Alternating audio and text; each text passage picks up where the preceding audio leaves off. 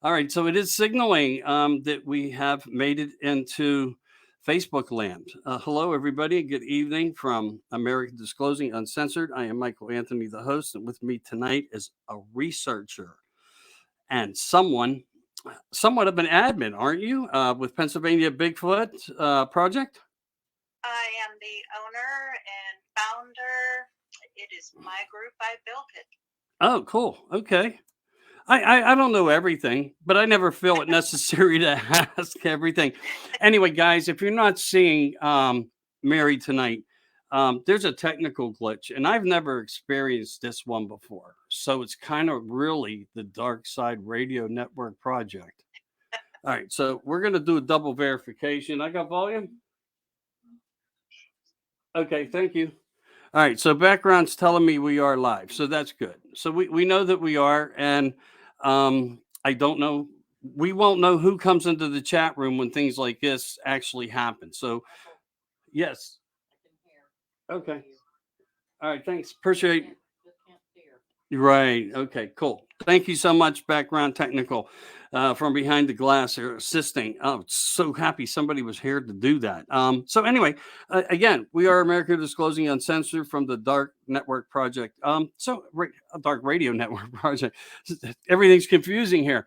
We're going to interview, but not really interview. We're going to make great conversation with Mary. Mary, may I ask first how long you have been Bigfooting? Actively Bigfooting since, oh, um, that would go really anywhere between 2004 and 2015 for official. I was having some activity at my home starting 2004, and that's whenever I really started to get more deeply into it. Okay. So, yeah, experiencers are everything, and the experience is everything. Um, and we hear that a lot from people, and I'm glad we do because look at the number in your group. It's very impressive to hit, you're near 15,000 people now. We're almost 16,000. Oh, fantastic, fantastic. And I've been trying to do my best to push because you guys are a great bunch of people there. Always a very warm always a very warm welcome. Bill does a great job too, and I know you've been giving Bill a lot of support in the background when he comes on and he's shared his story. So 2004 to 2000 ish 15, uh, you were getting like, were you intuitive to the feeling that there was things around you, or what presented itself in the way that you could best explain to everybody out there um, through the internet land that would help us understand what gave you a conclusiveness of what you were dealing with? Okay, well, my very first sighting was in 1967, and at that time I had no idea what it was that I was looking at, because this was before the Patterson-Gimlin film, and then we would go camping right around the same period of time up on the mountain, Chestnut Ridge, Farmington area, right around Fort Necessity. And I would hike, and I would go out the camper first thing in the morning and go hiking for miles out in the woods. And I wouldn't return until maybe dinner time or dark. But during those hikes, I would run into what I would see as strange tree structures that I could not understand, but I could tell that they were not natural. They were formed and threaded together. Trees were threaded together, and something would throw rocks at me, and at the same time, that I was around those structures. So I would very respectful, something throws rocks at you, it's a pretty good sign that you're not welcome. So I would, just turn and walk away, say, okay, sorry, I'll go the other way. And it was, I don't know, my theory is that somehow you're tagged. And I have no idea how, possibly through EMF or infrasound. I honestly don't know. But I think that at that point I became perhaps a little bit more sensitive to what was going on. And so now whenever I do see them, I'm able to pick them out more easily. I know how they move. I know how they look. And, I've seen 5 total individuals, them 3 times. The one that's around my house that I live at now. But there was one, whenever I mentioned 2004 to 2016, I lived in Beaver County, Pennsylvania at that point in time. And there was one who would come around the house all the time. He would whack the walls, hit the wall, and he'd peek in the windows and just make a general nuisance of himself.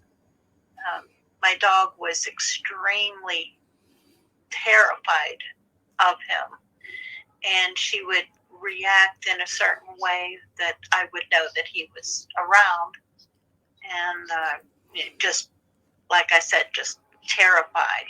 Now, she was a rescue, and she had been abused by her previous owner, so, I was bringing her personality out, making her feel more confident, and, his actions was taking her backwards, and it would make me so angry just to see her so frightened, because whenever he was around, she would always lay by the back door watching out the patio door. And whenever he would come around, she would just give a real soft growl, mixture of a growl and a whine. And then she would crawl backwards until she was huddled up against my legs. And she was, just shaking like a leaf. And it just made me so angry, because to me that was, he was being a bully. And so, in my mind, okay, bullies are cowards. So one night he came around, and she was huddled up against my legs, just shaking. And I got up, stormed over to the door, grabbed the golf club I had sitting there because I was practicing putts and so on out in the backyard. But and I ran out the door after him, and he ran up the hill, and but it didn't stop him, from coming back. I hollered after him. I said, "You leave my dog alone, you SOB." And but no, he kept coming back. So you got a good enough look at him back at that point in time where you knew it was a male? It was a male, yeah. I could hear him. I couldn't see him because he ran away up over the hill. It was dark. He would always come around at nighttime. But I did see him one time. He slept up, and he was peeking over the wall behind my house. And he was silhouetted by the setting sun. So I really couldn't make out features on his face, but I could see his hair, how pretty it was. He actually had very pretty hair. It was like a reddish gold, how it's shown in the sunshine. Mm-hmm. But no, he was just, my name for him was son of a Okay. SOB. No, I get it. You don't have to be that careful, but I think people get it. All right, so you do get this moment where you can identify his fur, and you're complimenting it as if he was well groomed in ways, and Yeah. so does that come with intelligence, or is that a part of just natural nature for these animals slash cryptids slash beings? Because we really don't know. Do you know how to label them, or do you have a label for them? And from the point of where your first experience occurred, then I guess in '67, all the way up to where we are now in 2022, can you define them in a category, or be willing to? I can only guess, and I have a theory, and it's based on their behavior that I have observed, that friends have observed, and from Dr. Melba Ketchum, her DNA, her Sasquatch DNA project, Mm-hmm. really tells a lot, and I follow that, and that the DNA results that she found was that they are unknown primate, human, the mitochondrial, their mother from way back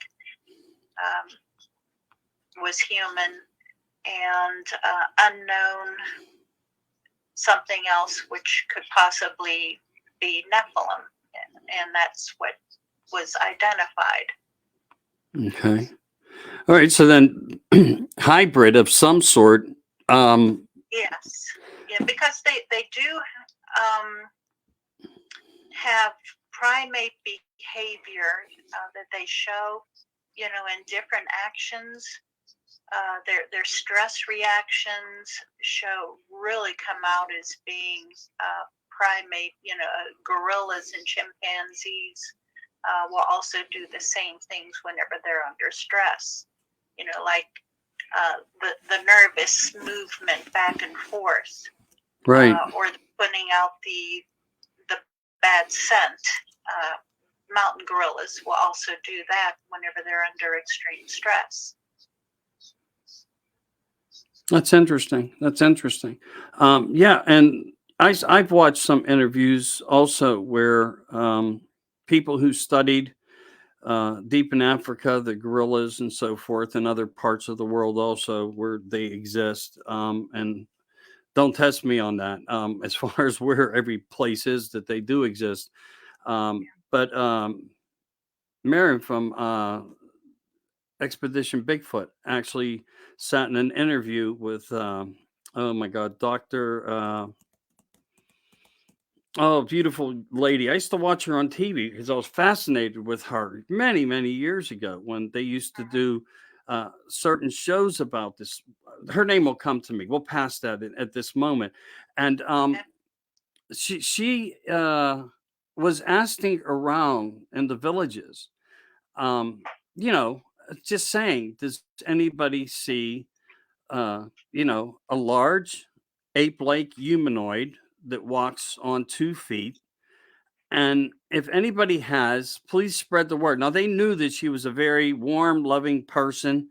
It was just in her nature. You could just pick up and and receive her passion and her kindness as a person. At least I was always able to. You're we're all, I think, really good judges of characters, and I think they appreciated her. So after about 2 months, how the story went was an answer returned to her, and there were 4 reports of 4 people, even there, deep in that thicket in the jungles, witnessed on 4 occasions something alike. Now, they don't use the word that we use here, and there's so many different titles for Sasquatch, Bigfoot, Yeti. I mean, it's so huge, really, the platform of names. But even there, she was able to make certain documentations of limited documentations, but getting validation for the facts that people were seeing them on very rare occasions, but they were there. And something else that fascinated me. I don't know. Do you watch Expedition Bigfoot by chance? No, we cut the cable years ago, and now I only have we watch different programming on the Roku. Yeah, right, right. Well, okay.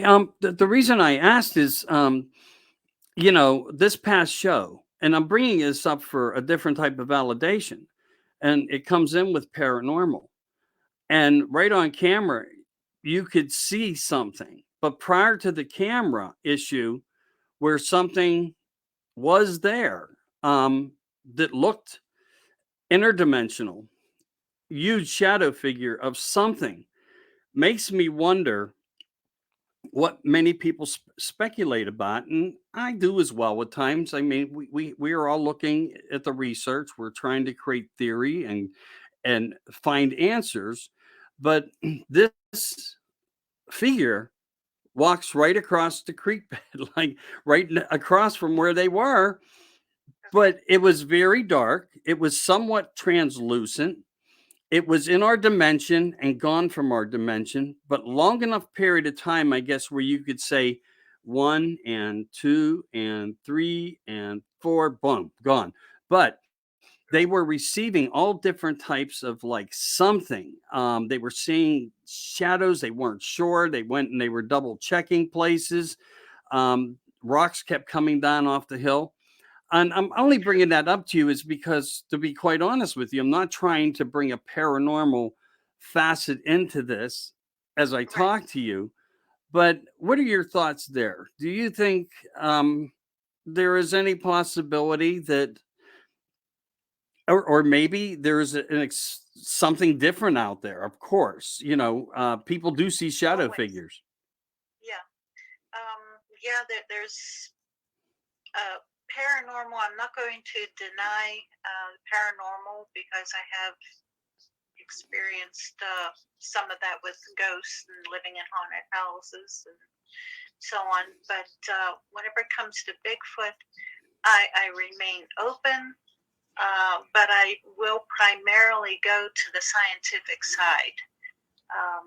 And whenever people say that they see portals and so on, I all I can say and well think to myself also is that infrasound will answer quite a few of those questions, and it hits all the points, including hallucinations, electronic interference. It'll drain batteries, amnesia, along with, heck, it'll melt your eyeballs and give brain cancer, but over long-term exposure. Yeah, I've done studies with about infrasound, and a friend of mine, in fact, was the one that discovered that Bigfoot will put out infrasound. Yeah, I'm familiar with the military industrial complex and some of their deep projects on infrasons and Right. weaponry systems and so forth. So I guess that's in ways how we can compare some of what that is. Yes. So that makes for a scary moment for all the newbies who we're gonna hand this off to at some point in the future. But information will guide them properly. So, if when it comes to paranormal, then would you suggest if people are out doing research because it's a hotspot, that would you recommend any particular type of equipment that would that they would actually be able to utilize to further the research and information? Well, there are cheaper things now than what they had long ago. Oh yeah. In fact, I think there may even be an app for your phone to detect infrasound. And you can buy an EMF detector for fairly cheap off of Amazon.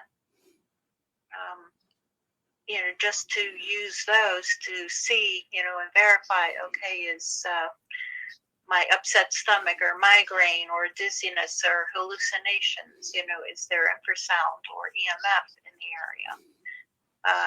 You have to rule out different things first before you fall directly into, okay, this is paranormal. I am retired from working in the medical field, and so you have to roll out something first. Roll out the paranormal by going or roll out all the different scientific things that it could possibly be, and because I don't know. I tell people we do not live in medieval times. We cannot automatically go to magic. The magic caused this. I understand. We have to go through the science first. I think that was very well said, because really we want to give good guidance to younger people, or people that are already involved but need a little bit more insight. So I thank you for your comments and not minding me going off into another phase. But I have one more of those in there of a theory.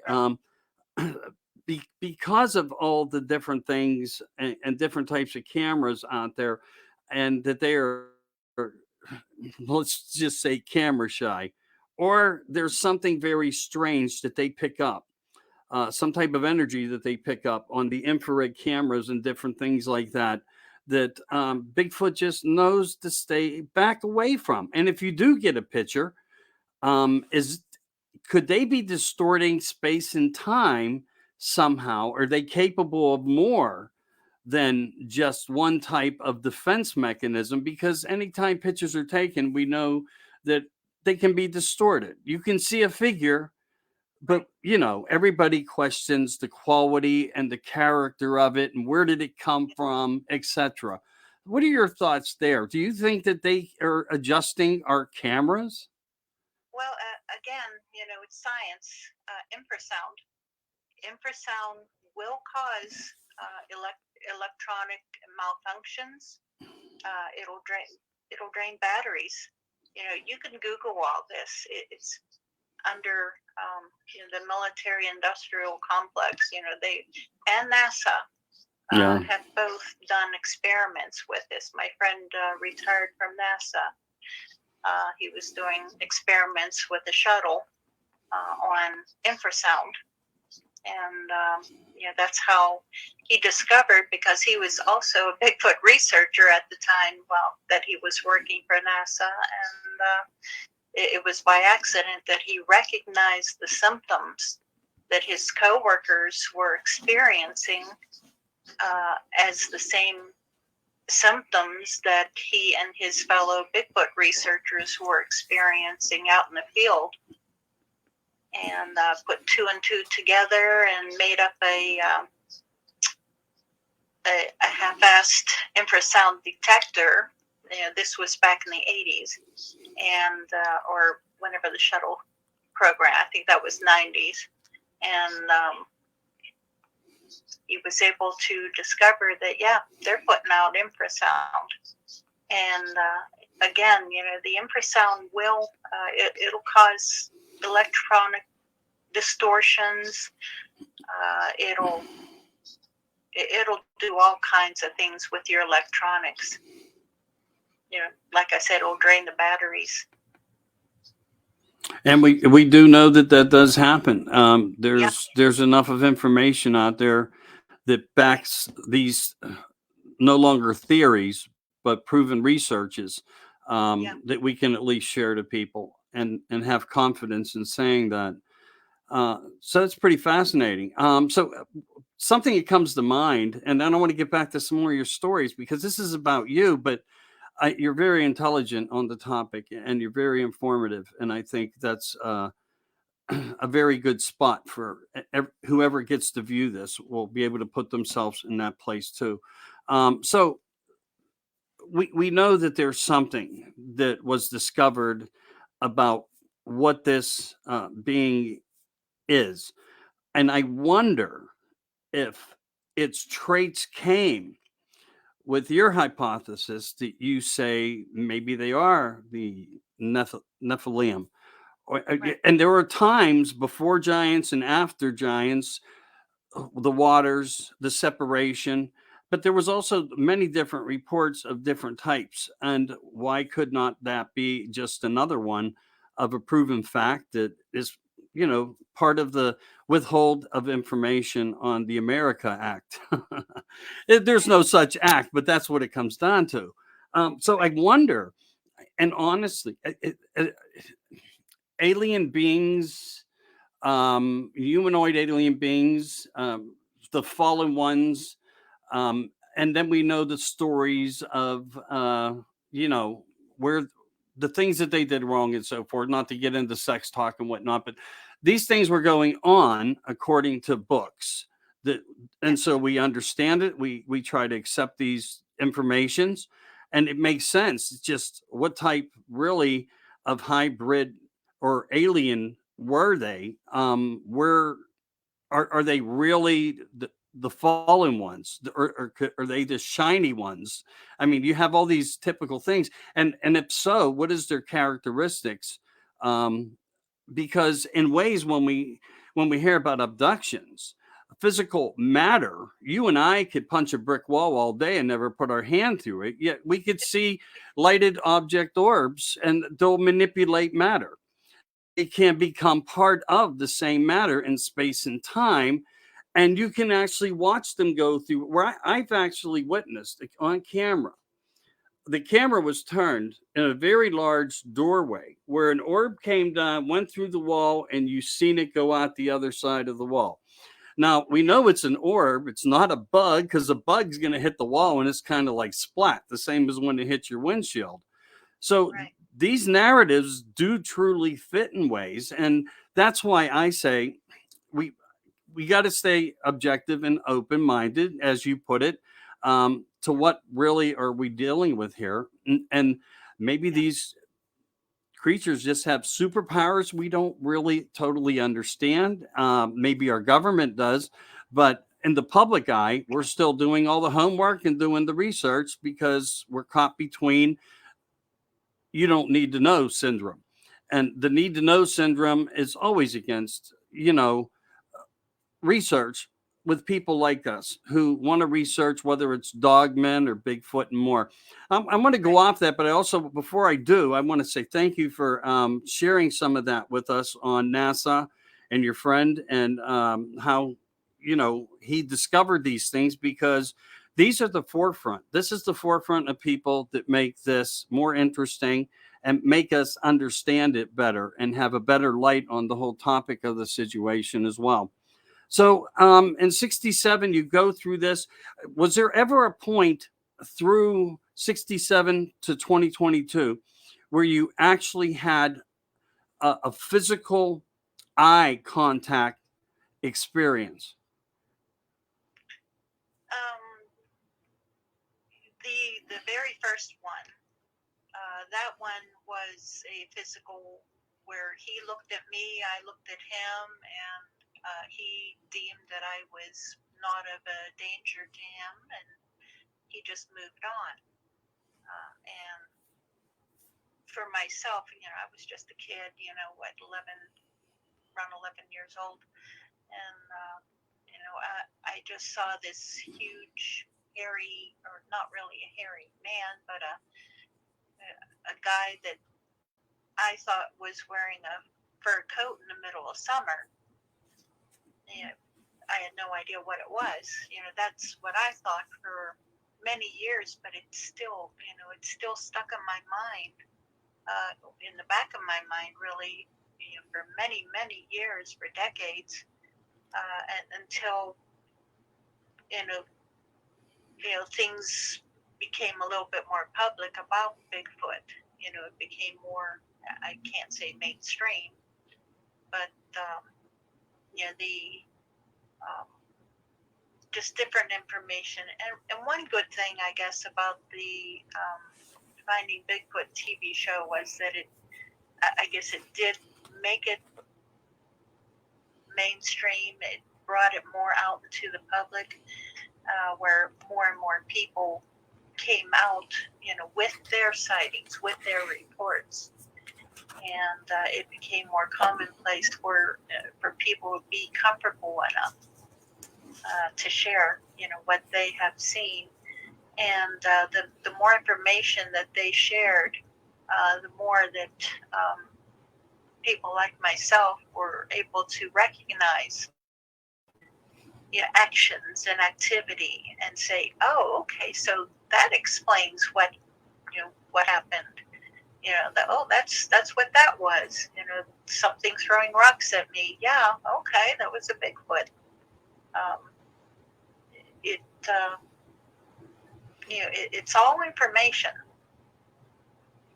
And you seem so relaxed when you talk about that experience. Most girls, and you were a younger lady, of course, but in that time, day and age, and you're out there, you're seeing woven structures put together, you're having rocks thrown at you. You seem to be right now. Maybe it's because where you are, but you seem to be very calm.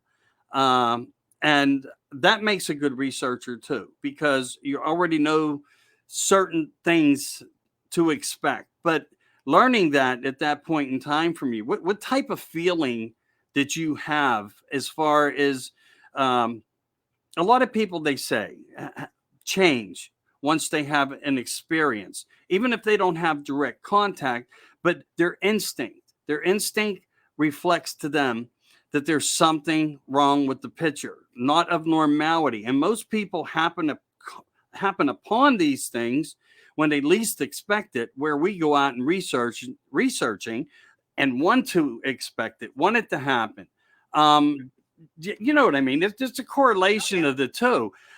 Are they the luckier ones because their mind's not into it, and this creature, this person, this being, this entity has an awareness of understanding us in our footsteps before we make them? Yeah, it's I don't know. It's possible that uh, I don't know. The first one that I saw, like I said, I was a kid, but um, I had his facial features were more of a uh, what is commonly known as a Neanderthal type features. Okay. And I guess I had recognized from seeing school books and so on, and library books, on Neanderthal. So it was, and perhaps that's what made it stick out in my mind, other than him wearing a fur coat in the middle of summer and being so big. But then as a kid, everyone, every adult, is big, but he was big and bulky and um, I guess you could say husky, but bigger. Um, but I just looked at him in the face more than anything. Just okay, unusual. He looks like a Neanderthal. What And color were then the eyes? brown. Okay. Okay. I've heard that before, that like where some people say they're gold, they're brown, they saw red, and then you Yeah, hear typical things like different statuses of colors of the eyes. And I don't know if they're capable of changing their eye color or if it works like a mood ring. And yeah. everybody at our age, come on, me and you, we remember mood rings. They were the thing. Oh yeah, oh yeah. So I just wonder, because you're saying they're brown, and we do hear such variations. Do you think mood has anything to do with it in this animal? I think it's more a matter of light refraction. The different colors like red and amber and so on, yellow. That's more at nighttime, and I think it's the angle of you seeing them or them looking at you, um, and it's not really a glow. In my humble opinion, it's just a matter of people say, oh, it was completely dark out.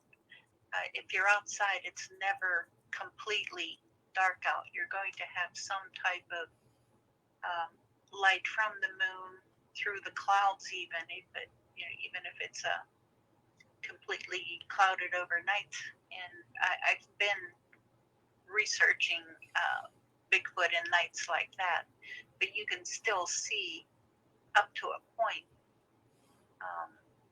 Well, we do pass through times that are called the dead moon, where you just don't see it go through the horizon.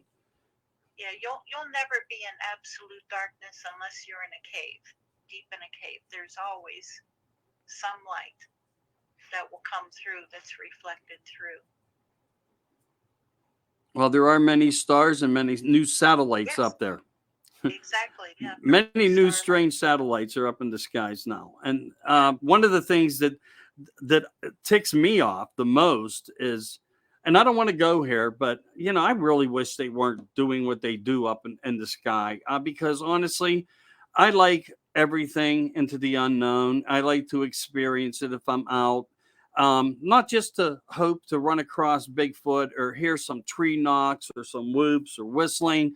Um, but also to be able to look up into the sky and see more, see stars, see nature, see life, see love, and all these things that we have been gifted with. And I see them up on my mountain, which isn't very far from you in PA.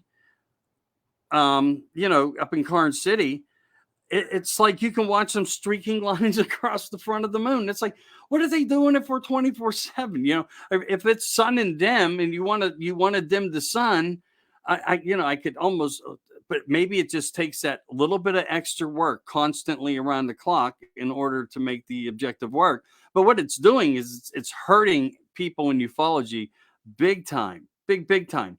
And there are some very desolate roads that are deep within valleys, and they do become very, very dark, because I've been in some of them, and I'm not being I'm not trying to be objective to what you're saying. And I've turned the lights off, and everybody, don't turn them back on. Everybody must see light. It's the fear of not having light. But there's a lot of places. I want you guys to come up this summer and hang out with me for like, yeah, hey, we'll do the cookout. We'll, champagne, caviar, whatever it takes, and just have a great time with it. But I'd like it to be, you hope for a good time when we can look up, we can take everything into consideration, because there's some pretty fascinating things up there. I guess you probably heard me talk to Bill about what I encountered, the one time. So no need to bring that back up. Most of my audience knows what it is, what happened. But I will tell you, be careful what you wish for, because once it does happen, you're in front of it and you're in the dark. It makes you almost want to think twice. But again, I have a story about what exactly that. Well, please share it. Go ahead. Absolutely. We were in Oklahoma, southern Oklahoma, in 2018 on a Bigfoot research trip. That friend that I was talking about he's retired from NASA now, and military contractor, and he invited a bunch of us out to Oklahoma to go on a research trip. So my sister and I went along and drove out there and spent an entire week. My sister had never seen a Bigfoot. She believed me. She had never seen one or experienced anything. So she was kind of complacent. She was always playing on her phone and everything every time we would stop. And, I kept telling her, you got to stay alert. You got to stay alert no matter what. But the one night we were in this, we had gone to like 5 or 6 different areas this one night. And I think the last spot we hit, it was down a dirt road in a forest. And like you were saying, it was dark. You could maybe see 10 feet in front of you, once your eyes adjusted to the dark, because underneath the trees, it was even darker. But my friend got out of his truck and brought his FLIR up, to get it set up and turned on, and it came up, and all he saw was like a bright glow in front of him. So he turned it, and narrowed it down and looked again. Here was a Bigfoot standing 30 feet away from him, just standing there, looking at him. He said he could make out the eyes, and the shape and everything. It was just a bright glow in his FLIR, and he was so shocked. He forgot that he could take a picture or record. But it stood there for a while and looked at him, and then it just walked on into the woods and stood behind a tree and peeked around behind the tree. He could see it through the FLIR.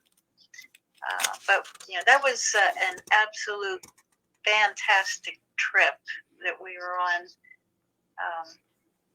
You make it sound like it was a hallucinogenic. No, it was just through the FLIR. But he didn't rub any magic mushrooms on the way in, huh? No. I'm sorry. I shouldn't say stuff like that. I was just trying to create a little bit of a laugh to keep it good points of interest for the show. That's all. I apologize to you. But no, I get it. And I'd be so fascinated for that to happen. Like me, I've come across, footprints? Yes. Why do we not see an abundance of handprints? Because we're taught from other researchers and other people that they do hunt with coyotes at times. Oh, yeah. And when they're in that hunt with them and they're being chased on, you'll see them run on all fours. And the pressures of that mass body and all that weight and all that land and how often they must need to hunt, because they're not only, feeding themselves and possibly, let's just call their families, they're feeding these dogs. So they must be out a few times a week. And if they operate like that, why is it we don't see and I know there's some out there. But yeah, I've got photos, of handprints and knuckle prints. You just have to know where to look, recognize them whenever you see them. I found them on dumpsters, trash dumpsters, right? Because they're reported coming around raiding the dumpsters at restaurants, and you look around and there's huge handprint. Yeah, I've heard that as well about with dogmen, and one of the stories was actually up in Pennsylvania here, where it was behind, I believe, an apartment complex where the dumpsters were. And there was something foraging through it, and the lady made eye contact with it. And it was actually happy in its contact. Like, well, I've had many more stories told to me. Now, can I conclusively say that they're 100% true and accurate? No. But from her viewpoint of what she was witnessing was no Bigfoot, that it was definitely a type of man beast, dog, werewolf type scenario. And when they're around food and you're observing them, as I was told that someone was able to do this for a small period of time, when it found food, it started acting like a happy wag your dog tail animal as well. Like, jackpot, I found something.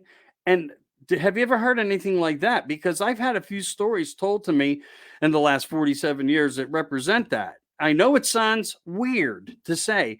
And I could even share another story with you and go really quick. There was a couple hiking on a camping trail, and they were going up in the trail and they were hearing a noise. They didn't know what to expect. They didn't know what it was. They started to go slow. And lo and behold, as they looked off like a little ridge from the trail, there was a dead animal on the ground, and this thing was acting like a very big, but 3 times the size of a Great Dane, very muscular, dog-like creature man. And as he was ripping into it, he was acting very much like an animal who's happy to see you at the door. Wow. No, I've never heard of anything like that, although I've received reports of dogmen in the area. that's interesting. Yeah. Well, I mean, you know, we all Although, we all do yeah, things. We all touch base with different people, and we get different yeah, stories. They're all worth sharing. They really are. yeah. Any type of behavior, it's worth hearing about, and because it's a point of data that you can add to the list that will hopefully provide answers at some point in time. Right. To what they are. But then the dogmen, I try to I pass the reports of those along to other researchers. I really don't particularly care to get into that. I have no interest in seeing one. Do you think Bigfoot's safer? I would trust Bigfoot more than I would trust dogmen, although there were different types of dogmen also. But Right. yeah, I think what may be mistaken as a dogman might be more primate, just a different type of Bigfoot. And then there are the ones who are who do exhibit the more canine features. It makes sense. There could be, without doubt, a possibility of a bloodline that is just, you know, the same but not quite the same, and Right. it reflects under the same type of information. Are they wilder? Yeah, I mean, we do hear stories. And it's not like the Linda Moulton Howe theory of cattle mutilation, no drips of blood, certain organs always removed. There's a different type of issue that occurs that doesn't come out enough, where there's not enough information. And I'm not going to blame it on Bigfoot, dogmen, whatever. But we do know that animals sometimes are just killed and untouched. You know, it's Right. a big scenario, sometimes hard to swallow and accept, but these stories as well are out there, and police reports back them up. I told the story once about two officers who went into the forest, and they had the worst camping experience they ever had in their life, being haunted by something. They got a view, but didn't get a good view, and it was enough to scare them. And they were telling their fellow police officers when they got back what they experienced, and they were all getting jagged and laughed at. And one of the supervisors came out of the back room. I told this story not long ago because I think it's fascinating. Check this out. This is the most fascinating part of it. Um, he was intrigued because he had a cassette tape. So this is how long ago, not an 8-track, but a cassette tape of from the game commission of different types of vocalizations of different animals, and it came with a sheet, and they were numbered. And when you got to that number and you gave them the number, which sounded most like what you heard, and I guess they used it for possibilities of missing people in different scenarios, police work. Well, when they got to the vocalization on this thing, the number, they told him, this is the number, this is what we heard. And when they looked at the sheet, the chart said Bigfoot. So Wow. there's something a little bit more added information to. These are the areas that I try to get into. Not that I like mind benders, and I'm not trying to create them, but I think it's fascinating that we could share good public information to people. So I hope I taught you a little bit here on some things out that have been in Michael's world, over the years. So, Yeah. but that is weird, that there's in some places and some areas it's necessary for the police to have a copy of this tape. And I don't know if they still do it, if it still exists, but I don't see why not. it's a story. And actually, I came across something very similar to it that was posted by, I think it was Tina Moss. I had something posted, and I was just browsing through something, and I heard something of a similar thing. Not exactly, but similar. And I thought, wow, I know of this story. It's not the same, but it was the second time that I only came across that scenario. So I felt it to be valuable. The same as data when a Bigfoot, runs across East 68 in Reimersburg, or we want to know who was called. Was it the state police? Was it Reimersburg police? Who took the call? And it's always nice to know if you have somebody inside who doesn't laugh at you, and you can call and say, strange sightings, UFOs, Bigfoots, what's the deal? What's going on? It pays to go to some functions because you get a different form of information. You really do. And they do get it. Yeah, a friend of mine, one of my former admins on my group, she was a I guess, DNR agent for the Ontario, Canada Forestry Service. She was a wildlife behaviorist, and they would always give her their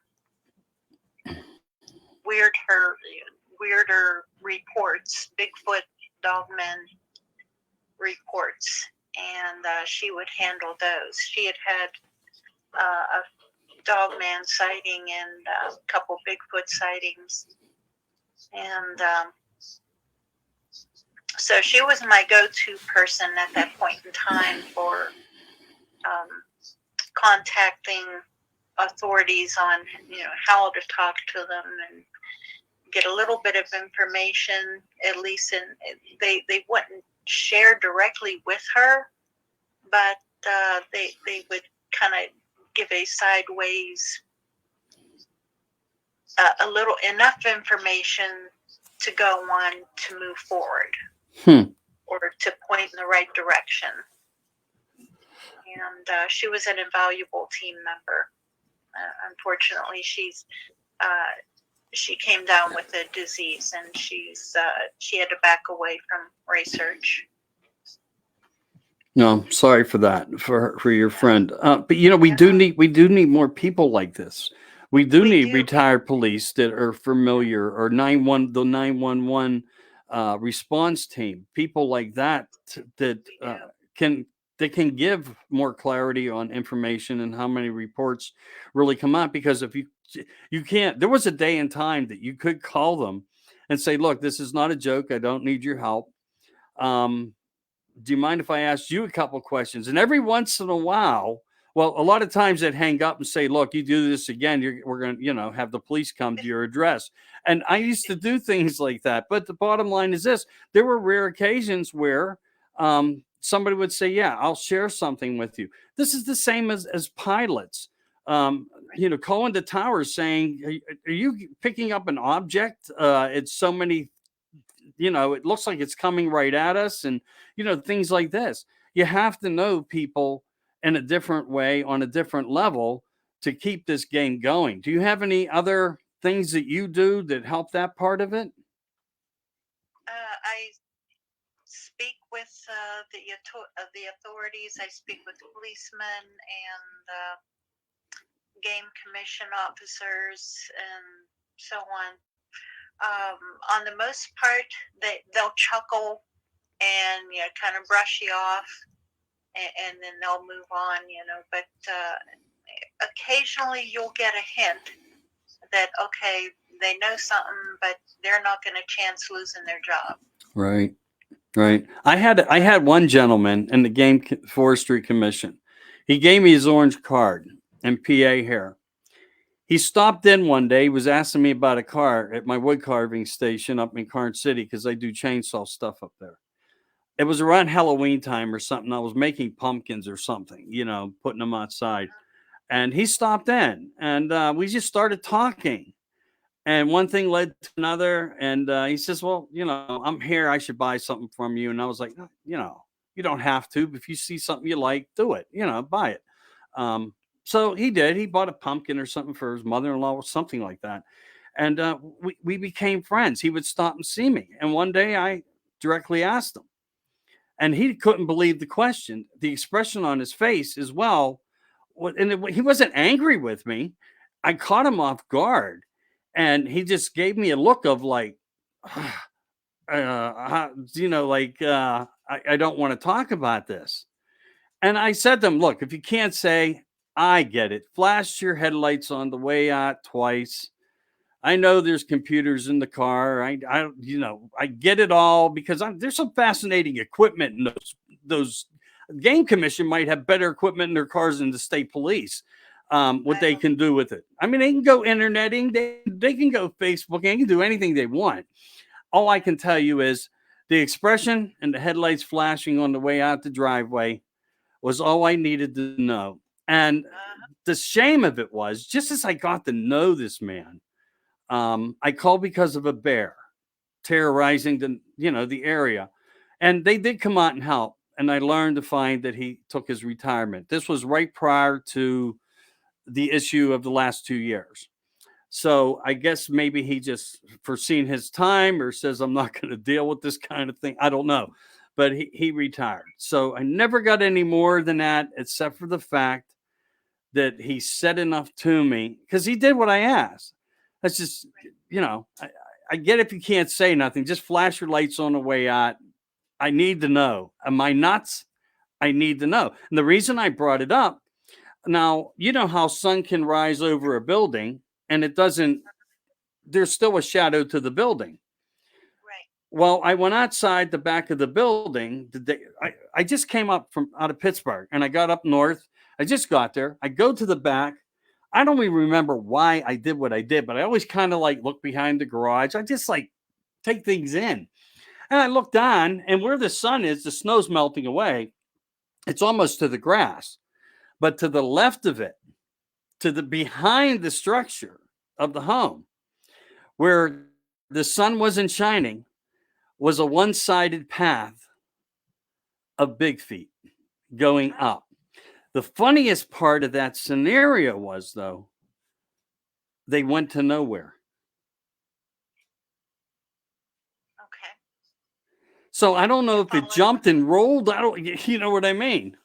Well, they will jump, leap a pretty good distance if they're at a full run. Yeah, they'll leap a good 30 feet. So if you're searching for footprints and they seem to disappear, you go out at least 30 feet. Yeah. Well, we live and learn, and that day I did because I failed to do that. To be honest with you, I really did. I know what I was seeing. I knew the Yeah, shape. I know they were footprints, and it was either somebody, but these were footprints. There was no identification treading from Timberland shoes and boots and things like that. There was right. nothing, no soul indication of souls touching the ground. Yeah, But again, yeah, could that be something that they do to manipulate us? I don't know. In the sun, I get it. They were washing out. They were. It was just one of those moments. But they were in the snow, couple inches. Was there some melting? Yes, but they were clear. And I'm looking at the stride, and the stride was. But you know what? I walked away from it. It was in front of me and I walked away from it. And that's so disappointing to me because it wasn't only until after I sat down with the guests who come up to chill out with, and I started sharing the story. And they listened and whatnot, but it was like, it was too late. I blew it. I did. Now, by the time of the end of the day, when I started giving more thought to what did I see, and I went back over to look again, the warmth was doing more damage. And it was like, oh man, did I pass up a moment or what? And that's only one that I failed on. well, hey, live and learn. The Yeah. thing is, you had that path, and it's possible that was a regular way that he may have traveled. Yeah, maybe. I don't know. Just don't. Did Yeah. you continue to check for points Um, again? you mean as time passed and so forth? Yes, I always observed everything, but that particular day and time, I blew it. I did. Yeah. I blew it. I'm not afraid to admit it. We do things like that in life. Oh, we do. Yeah, You know, we do. I know why I went in the direction I did. I was going to open up a different part of a different structure where some of my tools were and things that I was there for a purpose and I needed things. And my head was just in that groove of get here, do what you need to do, get settled, unpack, Yeah. things of that nature. So yeah, I blew it, but that's okay. Back to you though. So this encounter was pretty fascinating from how you described it, and to be able to share to everybody the clarity of that encounter. Did you ever have any others even similar, or were they always like hit and miss? Do you mean eye to eye where he saw me and I saw him? Yeah, That type? was it repetitious? Like, are you intuitive or psychic? And some people say the intuitive people they come to, like, there's something they, just I don't theory. know. From what I think and what I've said, before was, I just think over time, I learned how they look. I learned how they move, and I know I recognize them whenever I see them. So that I can pick them out. They're not blob squatches. Just the shadow under the trees. I can pick out their shape and recognize them as to what they are. Um, they're and the ones that I have seen, it was pretty clear. If it's just a shadow under a tree, then I will say no, I'm not sure, and I wouldn't even mention that I saw one. All the ones the sightings that I say that the 5 sightings or the 5 individuals that I've seen, they were all clear as to what they were. Right. That's outstanding. I can't wait to read your book. Yeah, it's in the works. There's nothing wrong with that. I'm on chapter 10 so far, and I'm not even halfway through everything. Yeah. I'm trying not to put too much, because it started whenever I was a kid, even before the first one, that I saw. I kind of bring my background as, well, my dad was a magician, and he trained me for, some magic that he would do. And so I've learned how to look at things from that perspective. Like illusional? Exactly. Picking Gotcha. things apart. The misdirection that magicians use, whenever they do their tricks. You learn to look not at what is obvious, the hand that they're shaking on the left. You learn to look at the hand on the right. What is that other hand doing? And it's just the way that I go about the Bigfoot research. What am I looking at? I don't look at what is obvious. I look off to the side and see, okay, what else is going on? And I pick it apart. But, it's, I started at that point in the book and just moved forward through the sightings and different encounters that I've had and all the different adventures that I've had. Some very, very frightening, terrifying experiences with them. It all hasn't been sunshine and roses. With the Bigfoot, there was that one SOB that came around the house for 12 years and just pissed me off. And then there was one night that I think it was soon after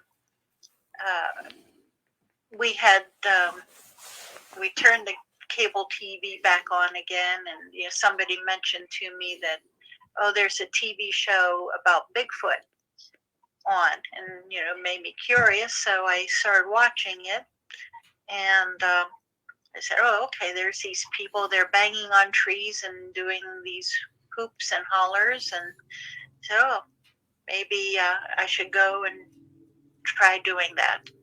So, one afternoon I went up over the hill behind my house, about a mile up over the hill, and stopped the car and I did a couple whoops and stopped and listened and didn't hear anything and just shrugged my shoulders and went on home. Well, that night, about 2:30 in the morning, something started banging on the walls of the house, and it wasn't just one wall. It was multiple walls. Even up on the roof, I could hear something, a smaller something running across the roof. And this went on for a good half hour. And that was pretty frightening. That probably scared me. That's no, I mean, really, it's like you were surrounded, Exactly, yeah. That would be frightening for anybody to experience. Yeah, before it was just, one hit on the wall behind my bed, if I was in bed sleeping, he would wake me up, but it was just one hit, and then, he would talk or something. He'd wake me up sometimes with you've heard of the samurai chatter. Right. That garbled language that. Yeah, you know what though? That seems to have some scientific information to it, because people linguistics, what do they call those people? I can't think of what they call them, but they determined that it was a language. It is, yeah. Offhand, I'm trying to think of the guy's name. He's a linguist, crypto linguist, or something like that. And he's deciphered little bits and pieces and picked it out. I don't think he's really said, okay, they're saying, okay, Bob, go down the grocery store. We need a loaf of bread. But, there might be different terms that he recognizes something common among the language. Right. And, their calls are very similar across the United States. You do a whoop here, or you do a whoop, out in California, you get the same result. It means the same. Or an alpha call, a challenge call or something, it's the same. No matter where you're at, you're gonna get a pissed off Bigfoot coming down after you. But it's. Gee, I hope not, because we want people to go out and have some good camping experiences too. But it's better to beware than not. It's better to beware than not. It happened to me out in Oklahoma on one of that trip that I was on. The friends did a challenge call, and we heard 3 of them responding from 3 different directions, and they were coming in on us. Non-human? Definitely non-human? Definitely non-human. It was the 3 of them were responding, and they were miles away at first whenever they were responding, and we could hear them coming in, closer and closer, until they were maybe about 50 yards off from us, and they stopped. But they were pissed.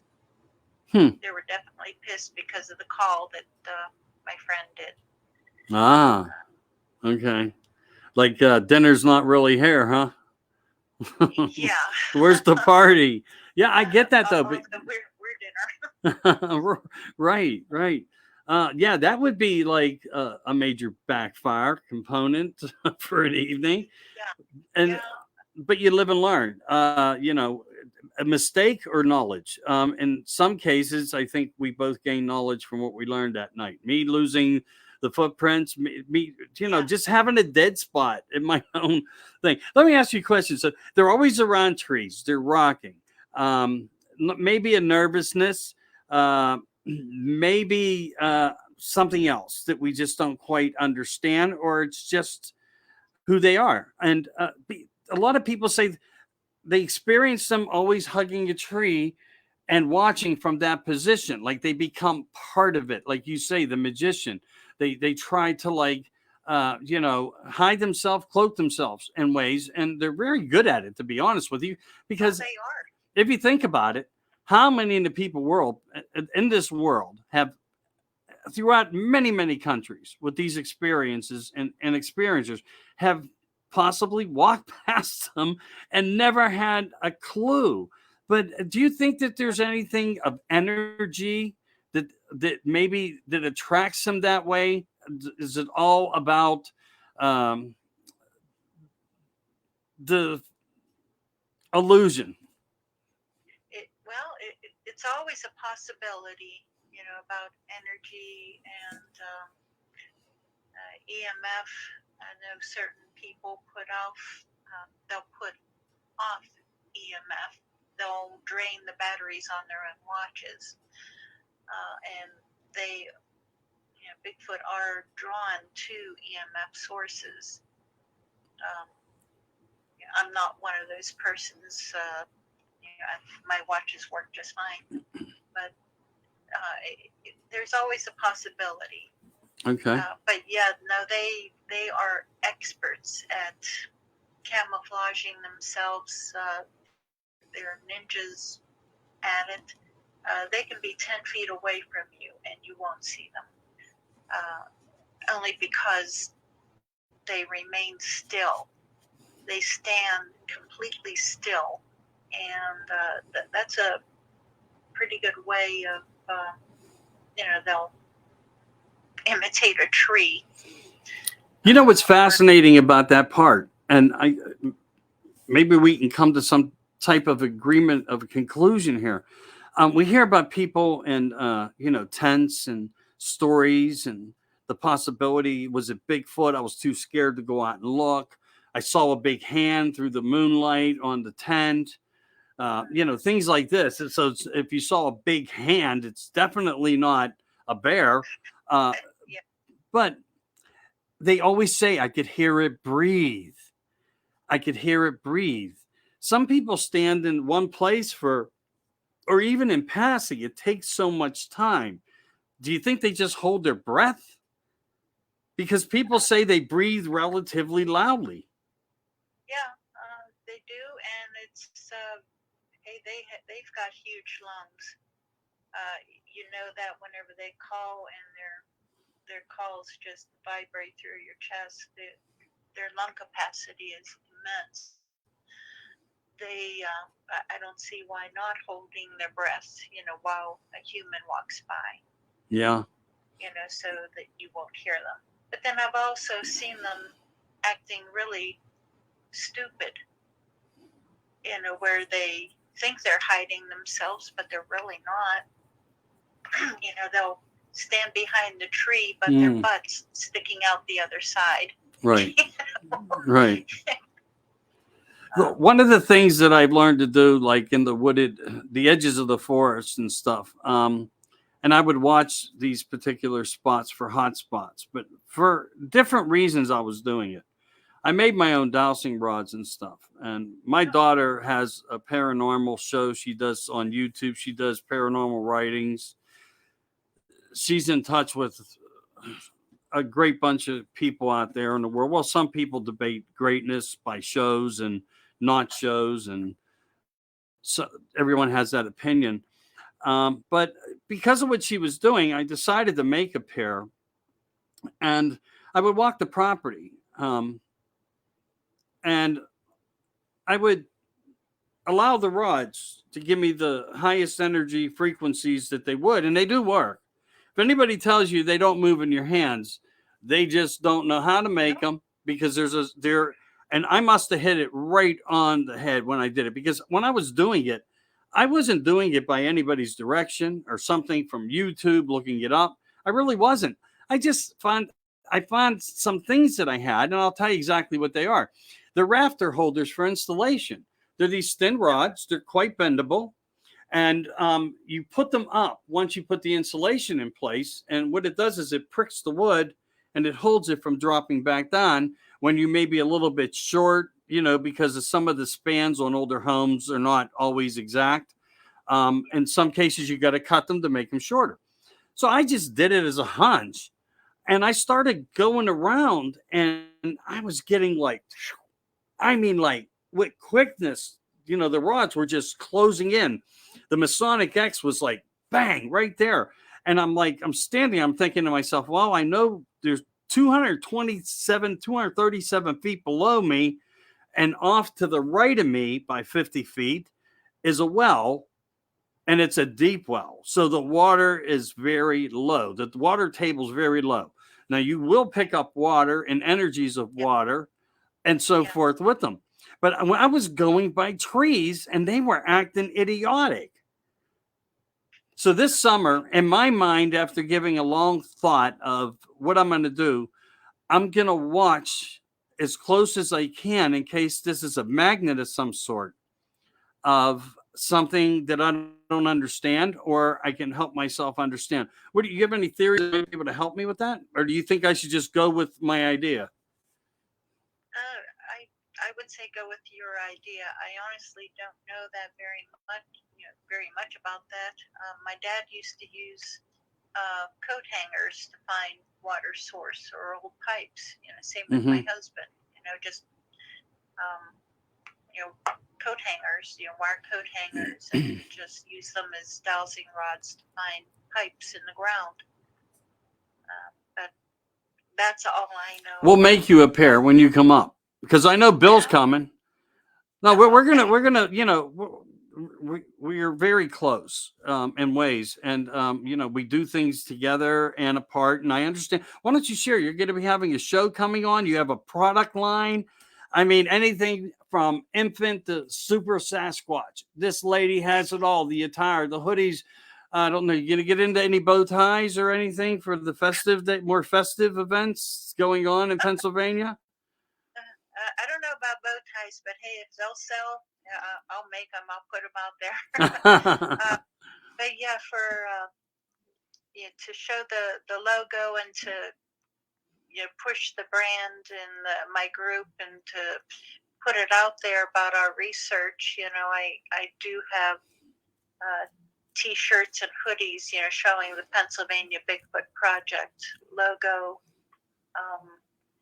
I've made up different things to help people. Okay, you're not interested in T-shirts. Okay, here's folding knives with the logo on it, and my husband has made up some plaques that are pretty interesting. And a new thing. Let me see. He made some wind chimes now that we'll be showing at the next festivals. And there's a heck of a lot of festivals coming up this year that we're going to be involved in. There's, let's see, the Patsy Hellman, the Fayette County Bigfoot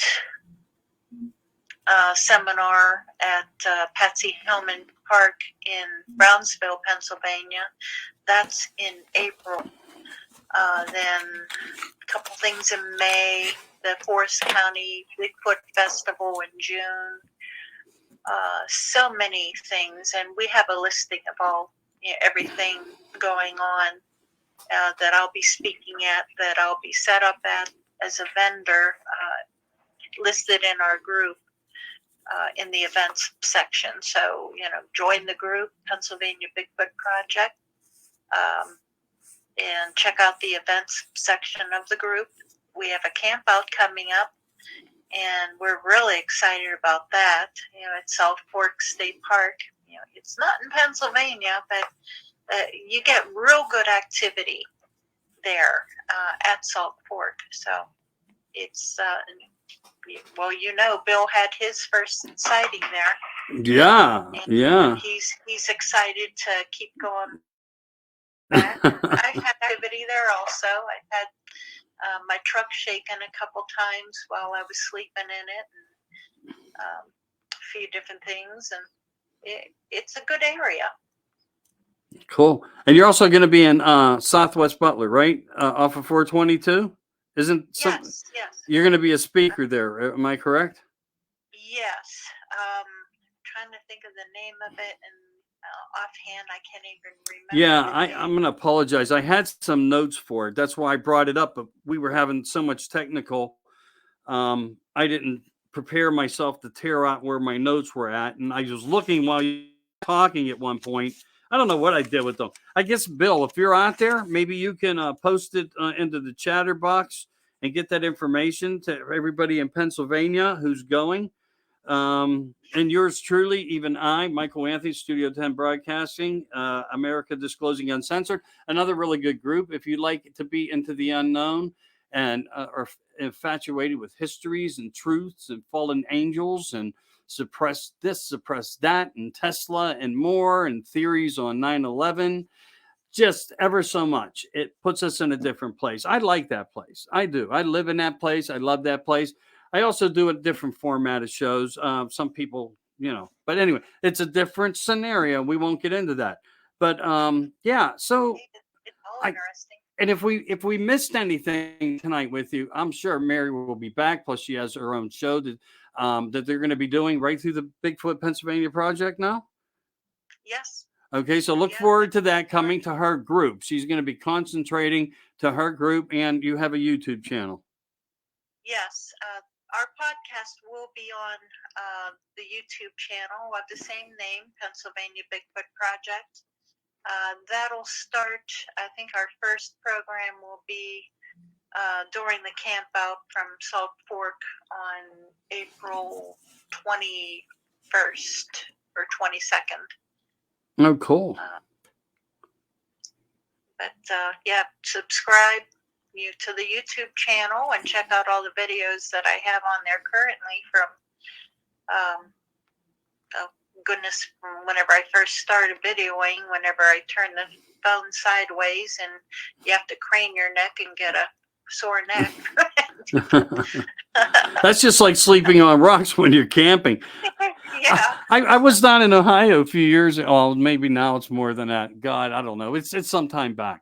That was a big party, pig roast, things like that. And I took all the DJ equipment on to, help out. I'm always been a helper that way, if it was for a cause or just for people to have fun.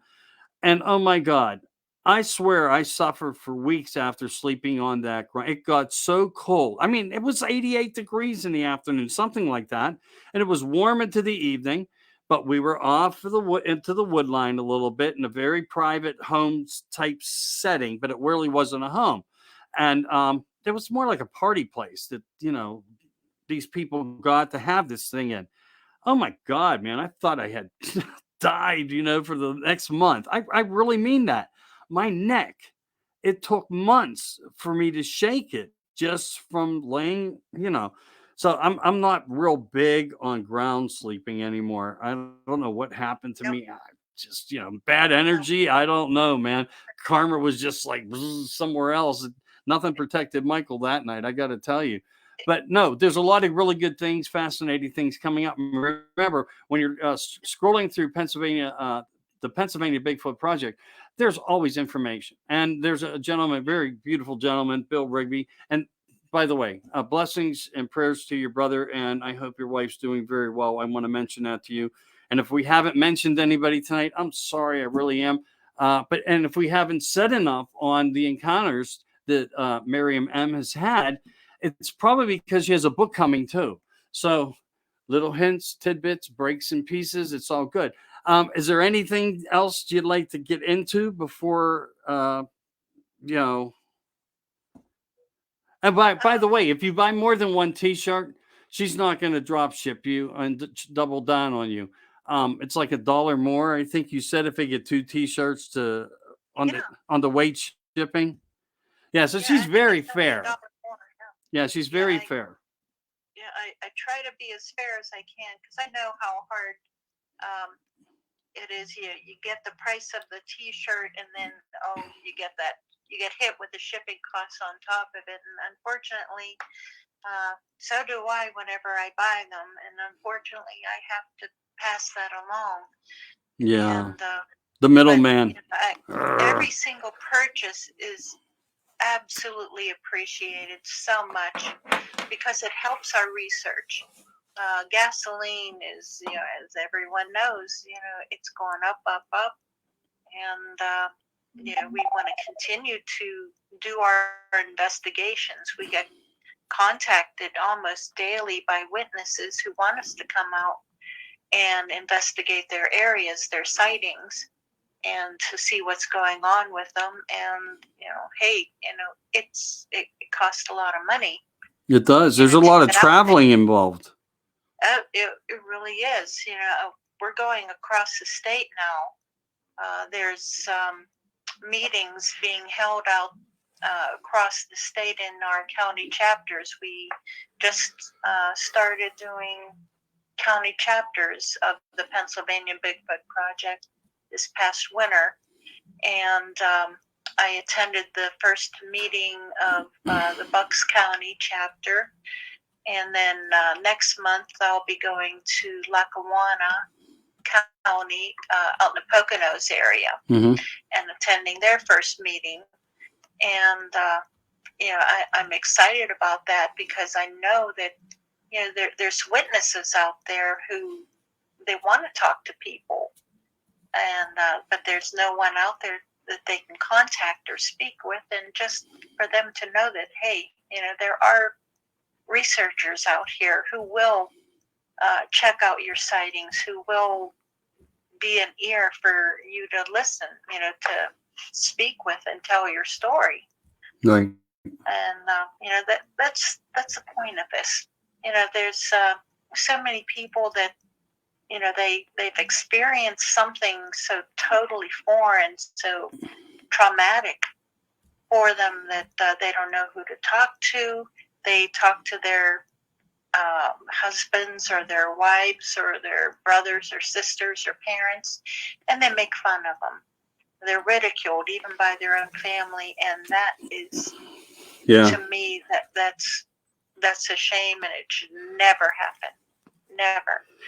And I want to give them someone that they can tell their story to, who won't ridicule them, who won't harass them about it. No, everybody needs support. It doesn't matter. Yes. If you had a sighting or an encounter of any sort, you're deserving of much better. And share your story. Find the groups that's appropriate for you, and look for a good group. Some groups are not run the same way as other groups, and you may find that. Don't get too disheartening. Keep your search on. I accept any story. I really do. I take them all: UFO, Bigfoot, Dogman. It doesn't matter. And if it's something that's really credible, I'll make it. And I can make a phone call instantly to a few people. But the point is this: as you brought up, to have something that's credible for people. We've seen formats where TV shows. People hear about a TV show. 50% might be showing up just because they want to do some photo ops with the people from the show, and I get that, but there are some legit people there too, without a doubt, and we have to keep. And when people like this come across town to visit with you and stuff, be as hospitable to them as they are being to you, because it's time, it's travel, it's tiresome. Host them right, share your story properly, and people like Mary M can't wait to hear back from you. She really can't. Yeah. Did you have a good time tonight? I had a wonderful time. I really appreciate the invitation to come on. Oh, that's what we're here for. And it's going to help you too. And you can invite me in if you get lonely someday. You're going to have your own thing streaming all over the place. You're going to be fine. Absolutely. I know you are. You're a rock star. I can tell just within your voice, your stories, and your intelligence, and you have all that. Your theories are awesome. They really are. I hope I said a few things too, though, that I shared to you that may have created a little bit of an enlightenment on some informations. I think you and I, if I could twist your arm, and you and Bill and a few people come up and hang out for a night or something, whatever, camp it, whatever. There's plenty of space. No, that's not an issue. we could just, have a really great time. So I want that to be, extended to you right now. Because, Thank you. I, it's better to share than have empty. You know what I mean? Oh, absolutely. How else are we going to learn? Right. Unless we do share. And as for Bill, yeah, he's a great guy. I really appreciate him. I tell everyone that he's my right hand man whenever we're out on a research trip. He helps me. I'm not a spring chicken anymore, and I have a leg injury. I can't hike as much, as I used to. So he's a huge help to me, and he's one of the admins on the group now, and he and the rest of my admins and moderators they do such a fantastic job, and I know I don't say it often enough that they're a great group who are doing a fantastic job on the group, and I think that everyone, I hope the members, well, I know that a lot of the members do say that they appreciate and recognize the work that is done to keep the group the way that it is, clean and free of trolls. As soon as one rears their head and starts harassing a member, we boot them out. Sometimes one of the moderators will ask, what should they do? And I tell them flat out, hey, if they're ridiculing a member or harassing someone, boot them out. Yeah. Don't hesitate. Get rid of them. Less is more powerful than the big number at the end of the day. And I just thought of the name. When I was talking to you about the experience with the lady who was asking the questions when she was doing all the studies on the gorillas, Jane Goodall. Yes.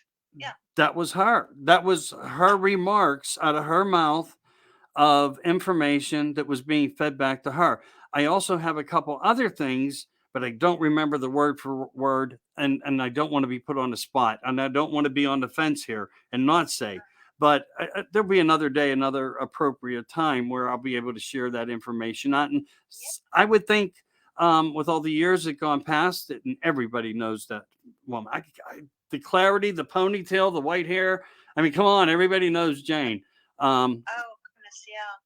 It's my dream. I would love to meet her.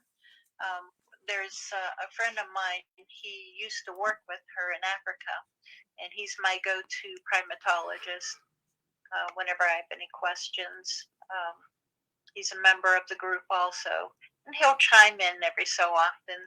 He's a skeptic, but he's respectful, and I have a couple of those.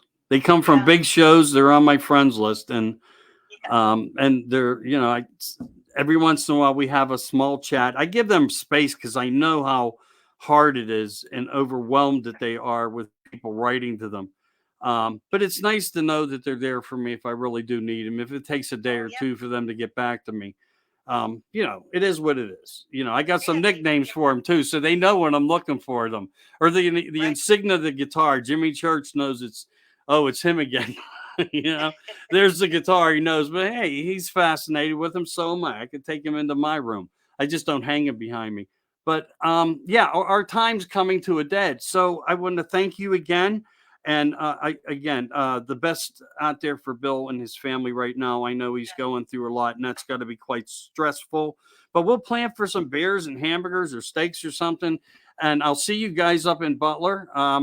You'll see me. I will come through. I want to hear you speak, and I'll wave my Bigfoot flag for you and cheer you on, and we'll get to know each other a little bit better.